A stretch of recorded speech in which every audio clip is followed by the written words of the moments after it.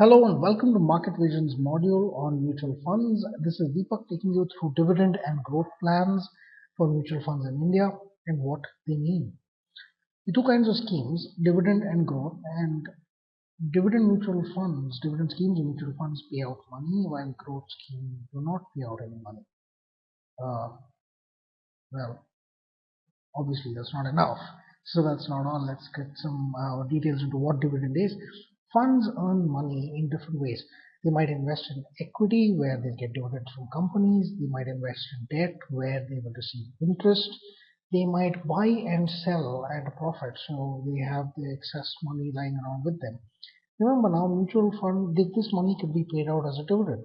Uh, the money that they earn, that is. Mutual funds by themselves aren't taxed as an entity. So if a mutual fund earns profits, and it retains those profits inside the fund is not taxed at all, unlike in the US. So dividends and as part of the tax law are not taxed in your hands when you receive dividend. So is this free profit? Obviously, there's some profit being made, and if there's no taxation at the mutual fund end, there's no taxation at your end.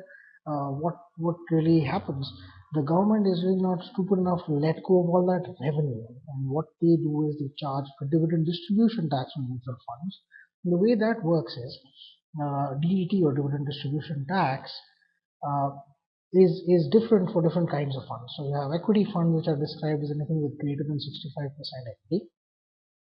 There is no dividend distribution tax at all. So there's a small tax when you sell an equity mutual fund or selling units of an equity mutual fund, 0.25%, but no dividend distribution tax. Liquid funds have 25% distribution tax, and all other funds have 15%. Now, liquid funds typically invest in the overnight markets, and they're supposed to compete with fixed deposits or even savings accounts. So to bridge the difference, they charge a higher dividend distribution tax. Now, what happens when a dividend is paid out? What happens to the unit price of the mutual fund? It falls by the amount of the dividend and the dividend distribution tax. Let's do it with an example. So let's see a mutual fund with an NAV of 20 rupees. We know that we have two options now, dividend and growth. So let's say there's a 2 rupee dividend that was declared. So the fund pays out 2 rupees. On that it pays a dividend distribution tax of 30 paisa, 15%. This is a debt mutual fund, just to give you an example. There is no payout for the growth, so the growth continues as is. What happens to the NAV of the dividend fund is that it goes down to 17 rupees 70 paisa. The growth fund, on the other hand, stays at 20. So there is a vast difference between the NAV of the dividend fund and the growth fund. And you'll find this when you look at mutual funds online, as there's a big difference in the unit prices. It's simply the fact that dividends just get reduced from the NAV as they're paid out. Why would you choose a dividend option? Sometimes you need to get paid regularly. So they have options: monthly dividend, daily dividend, weekly dividend, and so on. Sometimes you don't specify the interval. It's just a dividend plan, so dividends are paid whenever the fund manager wants. But typically something that says monthly dividend might give you some kind of a cash inflow every month if you need it. So for instance, a retired individual might want to use it to augment his pension or other sources of income. But these dividends aren't guaranteed, neither is the frequency nor the value. That means they can say weekly dividend, but if the fund doesn't have any money, it need not pay every week. Compare this to a fixed deposit of say 6 months. After 6 months, they have to pay you the interest, right? The dividends in a dividend mutual fund aren't guaranteed. There is also a method called profit booking. So, for instance, you invest in an equity fund, the markets go up, the mutual fund manager declares dividend.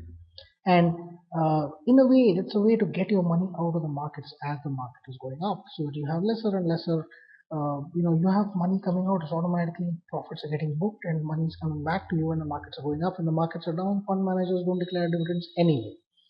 So it's a method to book profits. You might want to save some tax, say it's liquid funds versus keeping your money in your savings account, or in some other cases, the taxation difference, if you're in the highest bracket, you pay 30%. Dividend distribution tax on liquid funds is still 25%. It's a small arbitrage.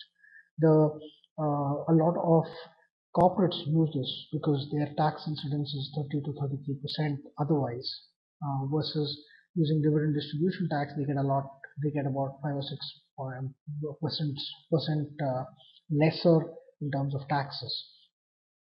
Now, why would you choose a growth mutual fund? For debt mutual funds, let's say your tax rate is less than 15%. And this could apply to someone who's a senior citizen who needs about 3 or 4 lakhs of income, and his real tax rate is less than 15%, maybe even 10% on the income that he earns. Using dividend, you have to pay 15% dividend distribution tax for debt mutual funds. You want safety. So you choose a growth mutual fund and sell units. So it also is beneficial for long-term capital gains. So for instance, if you hold something for more than a year, hold a mutual fund and debt for more than a year, your first 6 to 8% of returns are absolutely free because of this indexation benefits. I will speak about that in a separate lesson. The difference is that if you get 10% interest, typically your debt mutual fund will give you 8, 9, 10%. But if your first 6 to 8% of that is free, that means your taxable real income is much lesser if you use a growth mutual fund. Dividend, you'll pay 15% no matter what. And I'll explain this more in a later video. Third reason why you do want to use growth is that you want to stay invested. You don't want to keep exiting from a mutual fund every time. So you want to stay invested, compound your growth, and it keeps your money locked into the fund longer. Finally, you want to plan your own exits. Depending on the fund manager to give dividends, it's perhaps not the best strategy because the fund manager may declare less dividend than you expect. Sometimes he may give you more money than you want. So you can plan that out better by going through a growth mutual fund, selling as many units as you want. It may be a more useful thing to do. Now, there is a concept called dividend stripping, and I explain that in this context. So let's say dividends are usually declared a few days before they're actually paid out. You can buy a fund, take the dividend, the NAV falls. Now you sell the dividend. Technically it's at a loss because you bought it at a higher price. You got the dividend, it's tax free, but you sold it now, it's sold at a loss, and use that loss to offset some other gains. So technically you could have had some other shares which you sold and you offset that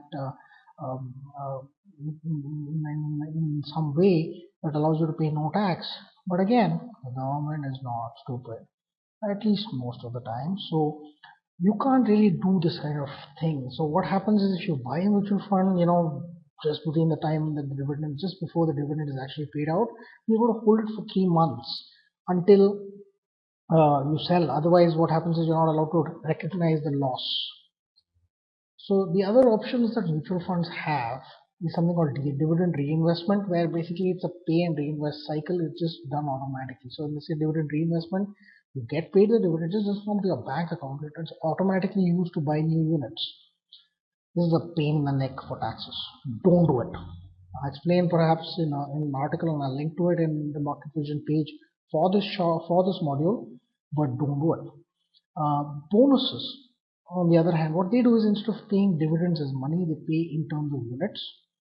But that is again a bit of a pain in the neck in terms of taxes. It's a different taxation structure. I won't go into more detail, but honestly, your real options are dividend and growth. There's some other quirks here. There's a portfolio that the fund holds is very similar between the growth and the dividend options. The accounts are separate, the NAVs are separate, but the portfolio that they hold is usually about exactly the same or nearly the same. Dividends cannot be paid from a new investor's money. So it can't be paid from what is called a unit premium. It can actually be paid only from actual realized earnings. Mutual funds have abused this for a long time. So what they would do is a 50 crore, a mutual fund with 50 crores in assets would say, I'm giving you a 10 rupee dividend or a 15 rupee dividend. You get very excited. And they would put in 200 crores into the fund.